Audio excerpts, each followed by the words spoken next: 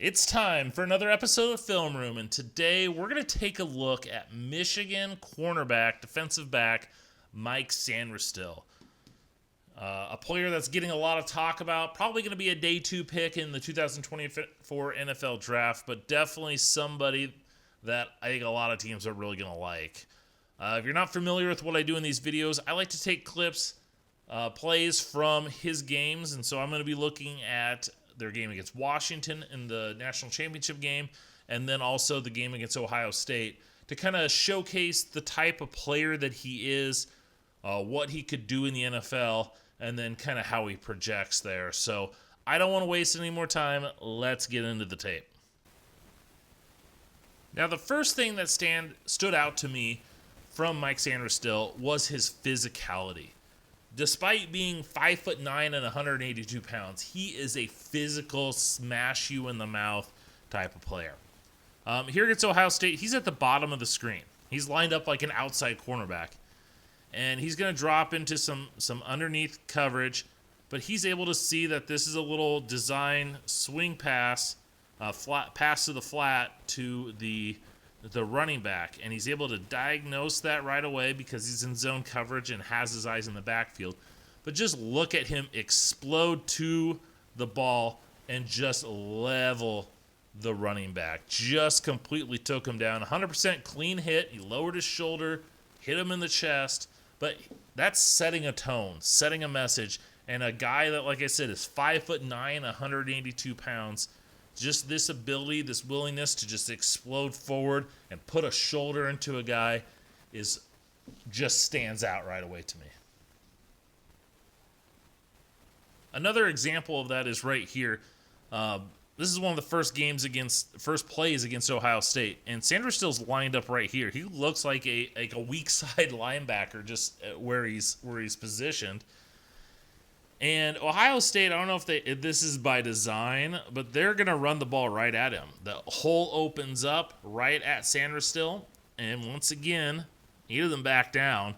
He's able to stick his nose in there, and yes, the guy was getting tackled from behind, but as we see from this view, he's coming up, he's going to fill that hole, and he's going to lower that shoulder to make a hit. You don't see that out of a lot of nickel corners, especially ones that are smaller.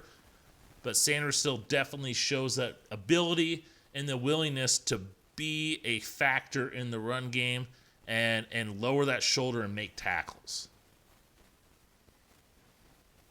And then here, another one against Ohio State. They're going to run outside. Sainristil's lined up right here. Once again, kind of like a weak side outside linebacker. The weak side linebacker. And Ohio State's going to run the ball towards him, and the tight end's going to be matched up on him.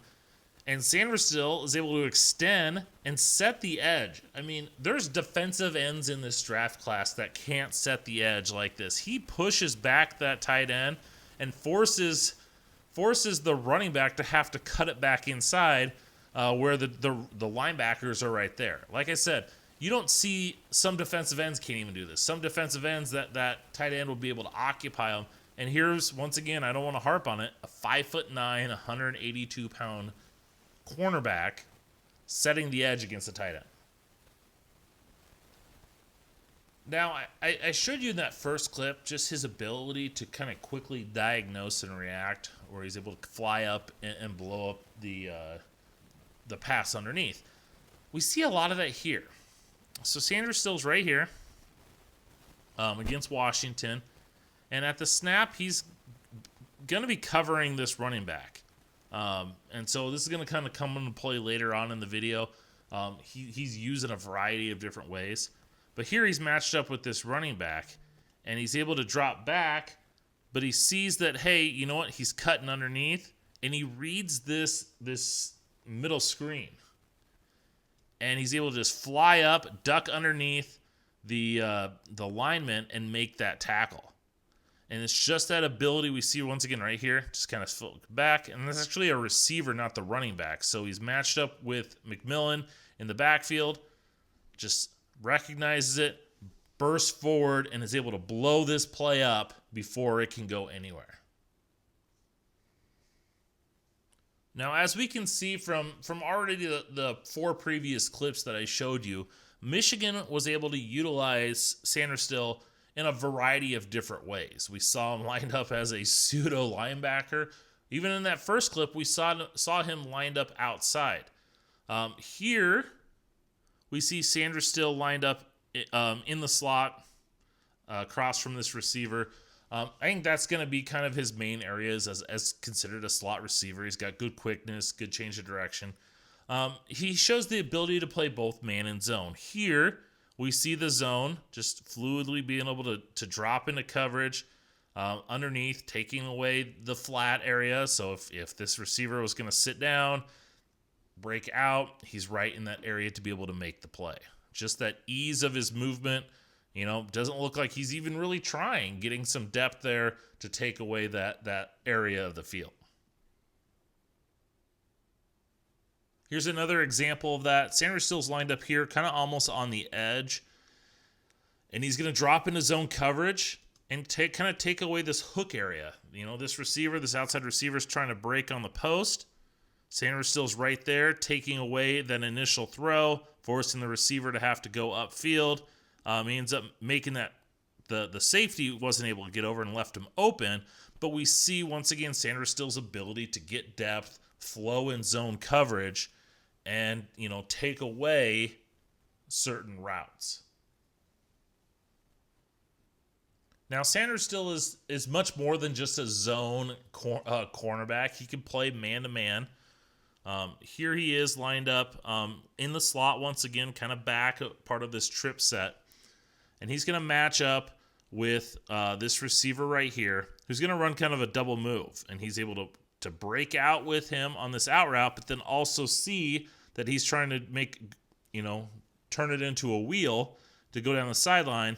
And he's able to stick right there with him to be able to force that incompletion, force him to not have any room, have to go up and try and make the pass was kind of off target as well.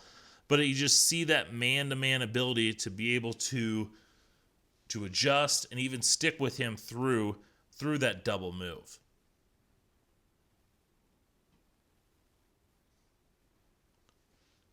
So as I said, Sainristil's got the ability to play inside and out. I showed you, I think it was the very first clip of him lining up out wide, and he played zone, and then he flew up. Here he is, essentially as the outside corner here, matched up with this receiver. And once again, he's playing outside, but he also shows that ability to play man coverage. He's playing with him, kind of staying on top of him, and then be able to react out to take away that out route. And he did give up a tidge of separation, but he was able, we see the recovery speed. He was in a position that he would have been able to make a play on that ball, or at least been in that vicinity. You didn't see him playing a lot of press man coverage in these games, but just his skill set, just his movement ability, you definitely know that he can play some press out of the slot as well. All right, I've shown you playing him in the slot. I've showed you playing him outside. How about a little bit of safety? So here's Sainristil down here, essentially as a single high free safety. I know he's not back super deep, but at the snap of the ball, he's able to play deep. Once again, it ended up being a little dump off pass to the tight end. But just looking at his movements, once again, we're looking at the traits, showing that ability to play over the top. And then I just love his look at him kind of transition to going inside, that flowiness to him, to take away that over the top. Just looking at this receiver, if they would have tried to hit him down the field, he was in a position to come over and be able to make a play on that ball. And you just see it. You just see the versatility. You see the ease of his movement.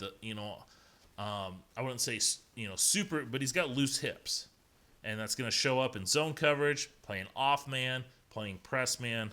He shows the ability to do it all. And then finally, I want to show this play. This is towards the end of the game, and this just kind of sealed it. Once again, we see Sainristil. He's back right here, slot corner, but he's going to basically play too high, play like a deep safety. And he's able to just be at the right place at the right time, overthrown ball, interception right to him. But then you just see the playmaking ability. His ability to get the ball in his hands, showcase that speed, and he nearly takes this ball to the house. He, getting tackled there at the 6-7 yard line. And it's just, not only can he play in coverage, but if he's able to get his hand on the ball, fumble, recovery, interception, he's got a chance to take it to the house. And you just got to love that playmaking ability out of your defensive backs. There is so much to like about Mike Sainristil as a NFL draft prospect and as a football player. You got to love his versatility. He's a nickel corner, a slot corner, but that doesn't mean he's just going to line up in the slot. You can kind of move him around and do whatever you want with him. You can match him up with certain receivers. Say, hey, we're playing this team. They got a quicker, faster guy. We're going to put Sainristil on him. And so maybe he goes inside, maybe he goes outside. We see his ability to play zone coverage. We see his ability to play deep safety at times. You see his ability to play off-man coverage. I didn't show you any of his press-man coverage, but you know it's there. And I think that versatility, that playmaking ability, his toughness, all of those things combined, NFL coaches are going to love this guy. Defensive coordinators are going to love this guy. And slot corner nowadays is a starting position. Teams are in sub-package over half the time. And so that nickel corner has replaced the third linebacker as a starting position. And so a team looking for a slot corner, they're going to really prioritize, I think, Mike Sainristil. And like I said, I don't think he's a first-round pick. I think he's probably a day 2 pick. But I think he's a guy that is going to go on day 2. He's going to find a role with an NFL team, and he's going to have a very long, successful career in the league. He's going to be good on special teams. He's going to be in that sub package. Like I said, you can move him around. Allow yourself to get your best defensive backs on the field and go out and try to shut down those opposing offenses. All right, well, that's going to go ahead and do it for this episode of The Film Room. If you liked what you saw, make sure you subscribe to the channel. Hit the bell for the notifications. While you're at it, follow me on social media, draft_Brian. Thanks for watching. Hope you enjoyed. Till next time.